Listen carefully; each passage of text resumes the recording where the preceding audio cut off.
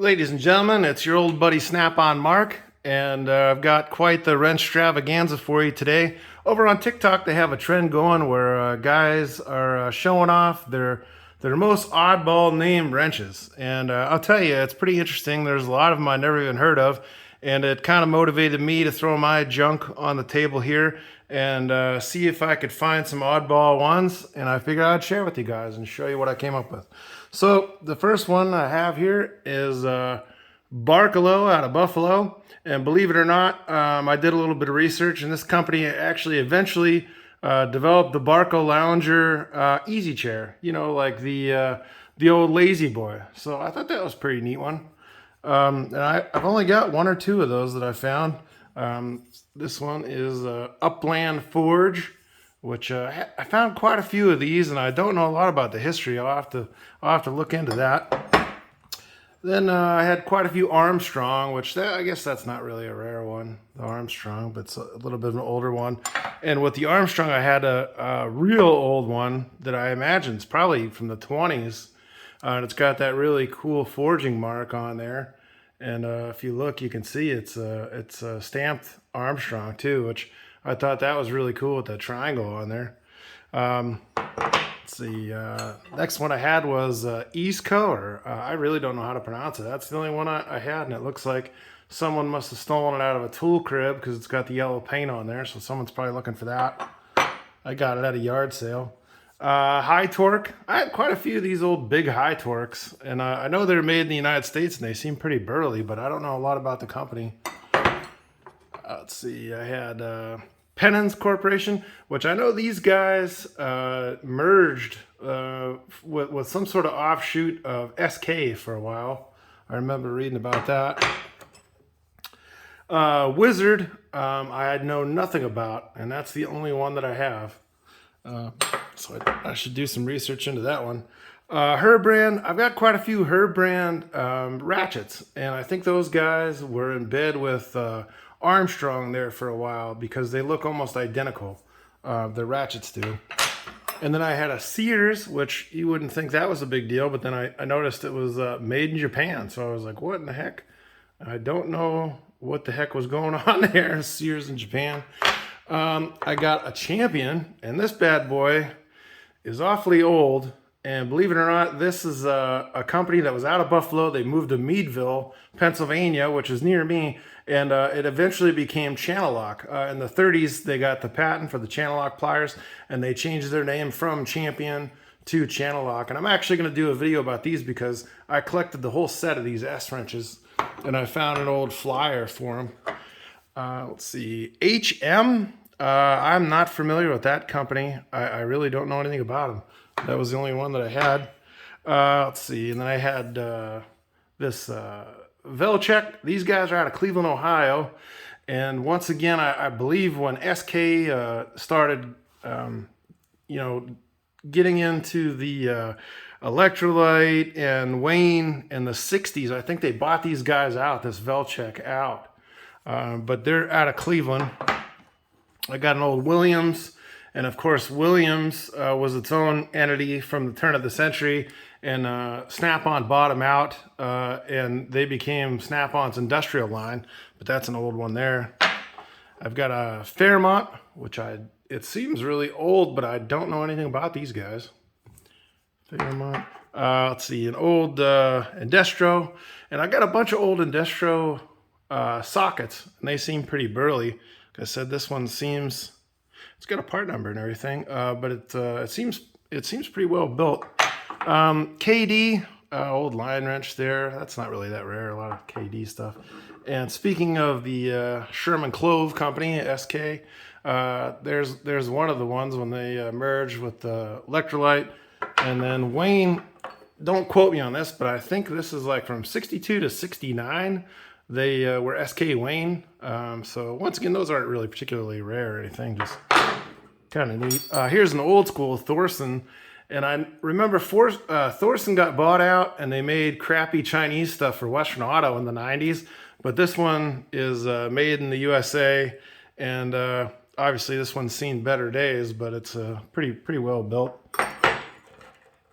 This little guy here is an Oxwell, which I found a bunch of these little ignition wrenches. They're kind of cute, but I'm not really familiar with those guys. And then here's sorry about the focus in there. I'm a dummy. Hazit, and I think they're a German company, and this is the only one I had. I don't even know where this came from in my box. I got a bunch of stuff from my grandfather and great-grandfather over the years, and I'm sure one of those guys must have bought it. Here's a top that somebody modified at some point, and I don't know anything about these guys, but this sucker seems pretty old. I got a Pencraft, and I got a bunch of these little ignition wrenches, but I don't have any full-size wrenches, so I don't know much about them. Made in the USA, though. And what are we looking at? I got a Blue Line. These seem pretty well built. I have quite a few of those, actually. Here's one that's local to me, and it is a Lakeview Forge, and they made these in Erie, PA. And here's another S-style wrench, and that's probably from the 20s, so I thought that was pretty neat. I got a Fleet, and I don't know anything about them. I probably should have done a little bit of research, but I just thought it was kind of a neat thing to see what everybody else had in their box. Here's a Proto Challenger, which that was kind of a cheaper line of Proto that they came out with in the 70s. Here is a True Fit. Let's see if she'll focus. True Fit. And this thing seems like a damn tire iron. It weighs 1,000,000 pounds. Pretty neat. And I've seen a bunch of these. I think these are just cheapies. These Centec. And let's see. I got a Williams Super Wrench. I remember they had quite a few of these. These Williams with the 90-degree angles. I should probably clean this thing up. I got a bunch of those. Here's an old school Bonnie, which I really like Bonnie. I love their ratchets.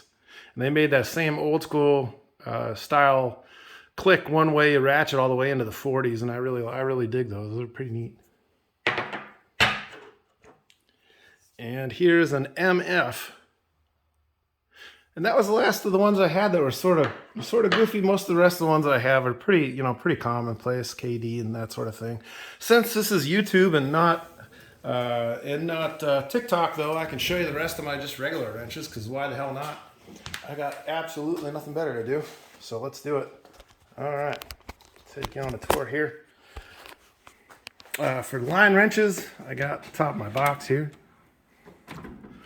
I've got, I thought I had a few of the small channel lock line wrenches, and I must have stuck them somewhere. I'm sorry. I've got Mac for the metric. And I've got some old school Mac standard ones, and the old school style snap-on where it has just the open end on one end and the line wrench on the other, and then the newer style snap-on ones. I don't know what the heck I did with those other ones. I must have stuck them somewhere. The channel lock ones I wanted to show you guys, because I think they're really good. They're cool looking. Not well prepared. I've got this is my metric drawer, so I got snap-on and snap-on. I got some old school Mac stubbies and some old Sabina, Ohio Mac, and then some gear wrench and Blue Point. I've got a few sets of Blue Point in my other box there. I've got a lot of Blue Point and Craftsman that I keep over in the other box, but this is my main box. I try to put all the good stuff in, and another snap-on set here. I've got the chrome, the high polish chrome Mac set, and then the industrial finish Mac set from Sabina, Ohio, old school one. 6-point snap-on, regular snap-on. An older Cornwell with the industrial finish there. I've got some old school Mac ignition wrenches and some old school swivel heads. This I got the gold-plated Mac ignition wrench set that I thought was pretty cool. I just keep it in my box. But that's pretty much all I had. Like I say, I got a bunch of Craftsman stuff and Blue Point stuff in the other box, but sort of just mixed around like nonsense. These are the only ones I have that are organized up. So in the comments, if you recognize any wrenches, or you like something, you hate something, you want to tell me to go fuck myself, go right on ahead. I sure appreciate you watching, and happy wrenching, guys, literally, quite literally.